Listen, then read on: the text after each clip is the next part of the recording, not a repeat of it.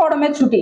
মধ্যশিক্ষা পর্ষদ ও প্রাথমিক শিক্ষা পর্ষদের তরফে বিজ্ঞপ্তি জারি করে জানানো হয়, আগামী 6 মে থেকে 2রা জুন পর্যন্ত রাজ্যের সব স্কুলে চলবে গরমের ছুটি। 4 জুন লোকসভা নির্বাচনের ফলাফল ঘোষণা হবে। সেদিন স্কুল ছুটি থাকবে কিনা সে বিষয়ে এখনো কিছু জানায়নি মধ্যশিক্ষা পর্ষদ। 6 মে থেকে রাজ্যে গরমের ছুটি। মধ্যশিক্ষা পর্ষদ ও প্রাথমিক শিক্ষা পর্ষদের তরফে এই বিজ্ঞপ্তি জারি করা হয়েছে। 6 মে থেকে 2রা জুন পর্যন্ত রাজ্যের সব স্কুলে চলবে গরমের ছুটি। প্রতি বছর গরমের ছুটি থেকে 9 মে থেকে 20 মে পর্যন্ত। এবারে তা বাড়িয়ে দেওয়া হলো ভোটের জন্য। 6 মে থেকেই রাজ্যে গরমের ছুটি পড়ে যাচ্ছে প্রাথমিক, মাধ্যমিক এবং উচ্চ মাধ্যমিক স্কুলগুলিতে। 2রা জুন রবিবার দীর্ঘ ছুটির অবসান হবে। এরপর 3রা জুন সোমবার থেকে শুরু হবে স্কুল। 4 জুন লোকসভা নির্বাচনের ফল ঘোষণা। ওই দিন স্কুল ছুটি থাকবে কিনা তা এখনো স্পষ্টভাবে জানা যায়নি। আবাস যোজনা যা হয়েছে তার টাকাটা যে আটকে রাখছে এটা আমি অনেক স্টাডি করে বুঝবার চেষ্টা করেছি এবং আমি নরেন্দ্র মোদীর সঙ্গে, মমতা ব্যানার্জির সঙ্গে গিয়ে সরাসরি কথা বলেছি, একবারে মুখোমুখি বসে। তখনও তিনি এটুকু সহমত হচ্ছিলেন যে সবটা তো আর চুরি হতে পারে না, একটা পার্সেন্টেজ হতে পারে, কিন্তু টাকাটা আটকে দেওয়ার সময় পুরো টাকাটা আটকে দিয়েছে।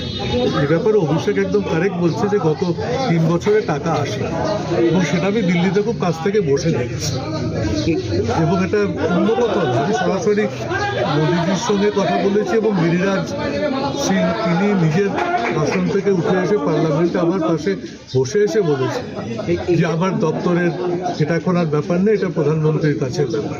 বাচ্চাকে সঠিকভাবে বড় করতে যদি বাচ্চাকে ভালো করে বুঝতে পারি, জানতে পারি, চিনতে পারি, তাহলে কিন্তু আমাদেরকে মানুষ করতে অনেক সহজ হবে।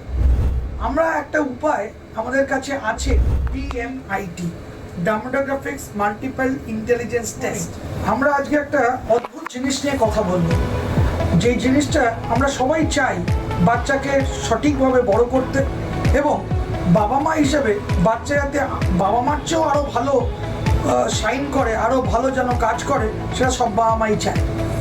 এর জন্য আমরা যদি বাচ্চাকে ভালো করে বুঝতে পারি, জানতে পারি, চিনতে পারি, তাহলে কিন্তু আমাদেরকে মানুষ করতে অনেক সহজ হবে। আমরা একটা উপায় আমাদের কাছে আছে, যেই একটা টেস্টের মাধ্যমে, সেই টেস্টটার নাম হচ্ছে DMIT, demographics multiple intelligence test. এই টেস্টের মাধ্যমে আমরা বাচ্চার ইনবর্ন ট্যালেন্ট, ইনবর্ন স্ট্রেংথস, বাচ্চার এরিয়াস অফ ডেভেলপমেন্ট, বাচ্চার কোন দিকে ন্যাক আছে, বাচ্চা কীরমভাবে পড়াশোনা করতে চায়, কীরমভাবে লোকের সঙ্গে মিশতে চায়, এই সব জিনিসগুলো আমরা বাচ্চার সম্বন্ধে জানতে পারবো সঠিকভাবে। যদি আমরা এটা জানতে পারি তাহলে আমরা বাচ্চাকে সেই রকমভাবে তৈরি করতে পারবো এবং তৈরি করতে পারলে বাচ্চা ভালো ফল করবে, শুধু পরীক্ষায় না, জীবনও সে ভালো করে দাঁড়াবে, যেটা সব বাবা মার ইচ্ছে। হ্যাঁ, আমরা আজকে এখন দেখাবো এই যে অদ্ভুত যে প্রসেস বা অদ্ভুত যে একটা টেস্ট, সেই টেস্টটা কি করে হয়। যে টেস্টটার নাম DMIT, demographics multiple intelligence test. Saugata, এবার তুমি শুরু করো। আমরা একটা ফিঙ্গারপ্রিন্ট মেশিন নিয়ে এই কাজটা করা হয় এবং এই ফিঙ্গারপ্রিন্ট মেশিনে কিন্তু শুধু DMITর জন্যই কাজগুলো করা যায়। প্রথমে আমরা লেফট হ্যান্ডগুলোকে আগে নেব, তারপরে আমরা রাইট হ্যান্ড নেব, এই দুটোরই আমরা ফিঙ্গারপ্রিন্টগুলো নেব এবং 3 রকম শেপে নেব, সামনে সাইড 3 রকম করে নেব, যাতে করে আমরা অ্যাকুরেট টু অ্যাকুরেট রেজাল্ট পেতে পারি। অনেকেই একবার নিয়ে রেজাল্ট বের করে, কিন্তু সবচেয়ে বেশি অ্যাকুরেট চাইতে হলে একটা ফিঙ্গারকে 3 রকম অ্যাঙ্গেলে নিয়ে আমরা এই কাজটা করি।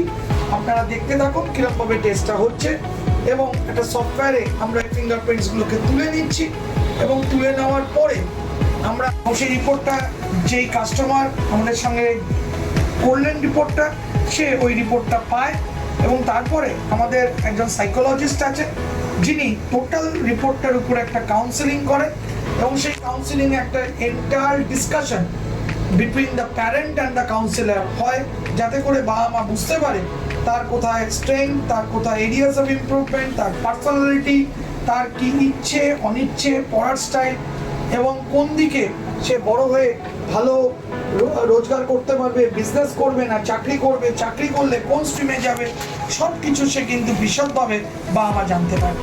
এর সম্বন্ধে বিশদ জানতে যোগাযোগ করুন eMerit Solutions এবং আমাদের ফোন নাম্বার এবং ইমেল আইডি, হোয়াটসঅ্যাপ নাম্বার সব স্ক্রিনে ডেমনস্ট্রেট হচ্ছে বা ডিসপ্লে হচ্ছে। Thank you.